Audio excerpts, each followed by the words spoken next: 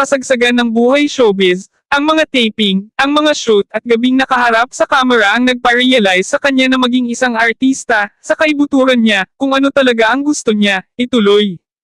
At ang pangarap ay patuloy na pagpapabuti at pagpapabuti. Sa palagay ko ay hindi ako masyadong bata para magsimulang mamuhunan sa mga bagay na talagang mahalaga, ang mga permanenteng bagay, pagbabahagi ni Janine na naging animated sa pagbanggit ng kanyang bagong tahanan. Kaya ako nagpasya na mag-apply para sa isang security bank home loan. Lumaki, ang aktres ay nagbahagi ng isang silid kasama ang kanyang dalawang kapatid na babae na nagtanim sa loob niya ng pagnanasa para sa kanyang sariling espasyo.